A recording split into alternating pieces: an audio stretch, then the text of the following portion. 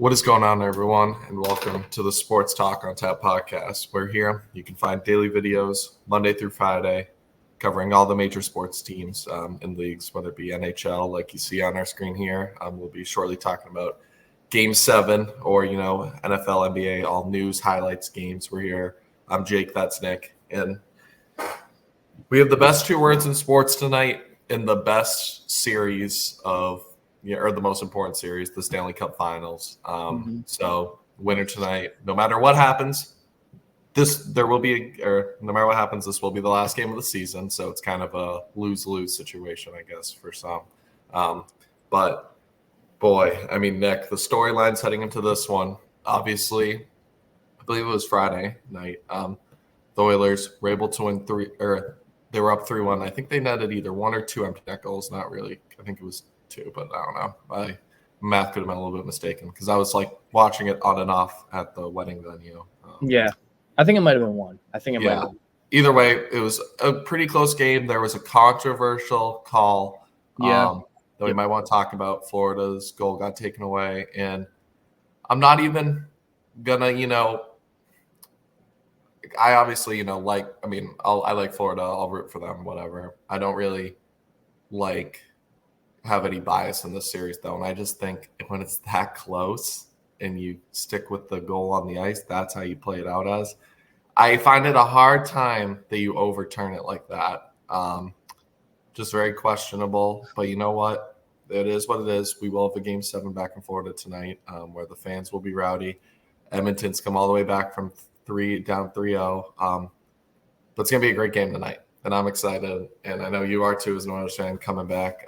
Credit to the Oilers, though. They've really beaten Bobrovsky these last three games after he looked unstoppable most of these playoffs. But, no matter how good Florida was in the first three or how good Edmonton was in these last three, it doesn't matter. It all comes down to tonight and who you trust more. Do you trust the superstars of, McDavid obviously doing his thing all series, Draisaitl, that high top-end heavy, even though Draisaitl hasn't done much in the Stanley Cup yet. Or do you trust, the depth and stars that Florida has? It's going to be a great game, I think. I think we're finally going to win this like a closer game because it feels like whenever Florida's won, it's been by like 3 goals. And when Edmonton won, it's been by 4 or 5 goals in that 8-1 game. So I'm excited, though. I think it'll be good. But that controversial call just leaves a bad taste in my mouth on the swing of the game. You're absolutely right when it comes to that call.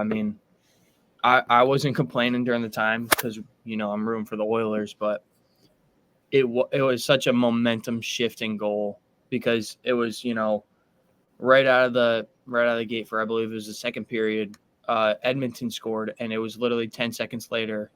Was it Barkov who scored it? Yeah, I believe so. And then they review and take it back, so it's still 2-0 rather than 2-1. And that kind of just took the wind out of Florida sails. Like they couldn't get anything going. I think they scored later in the period, but it was like.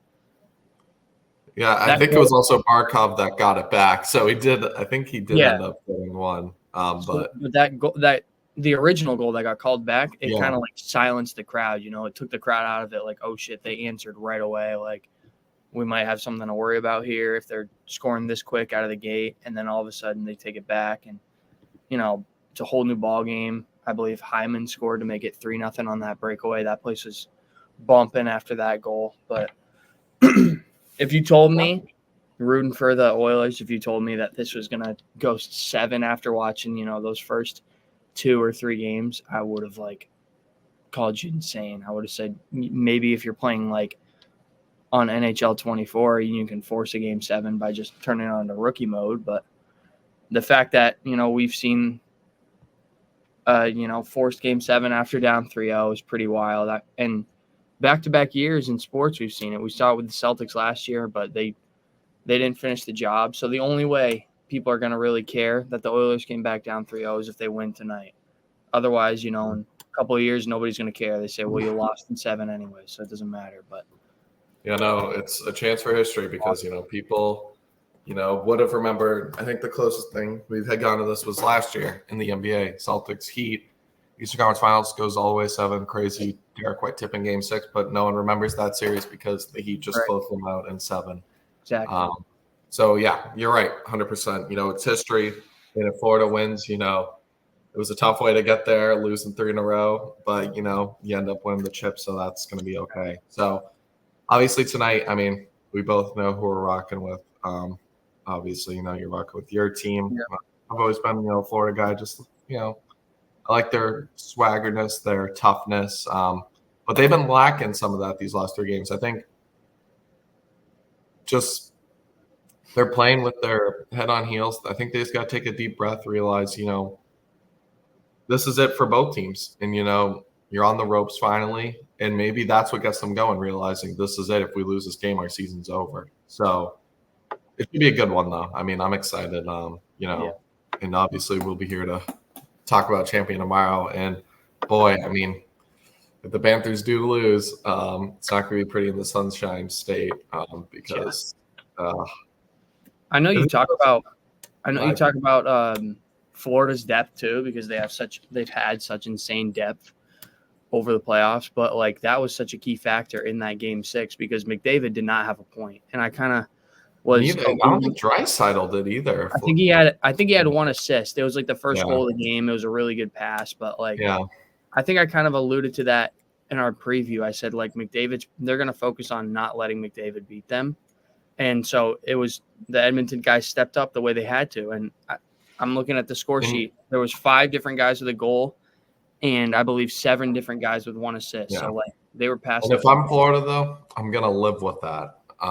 Make them beat you again at home, because the reality is, and I did look, it was not that matters, but it was 2 empty netters. So it was really 3-1, questionable call with the other goal. So these last, even with McDavid going off in Game 5, that was a really close one. So I'm just excited. You got to contain McDavid. Obviously, though, contain McDavid is much harder than it is to say, but you just gotta make the other guys beat you. Like I think Daniel Nurse scored a goal.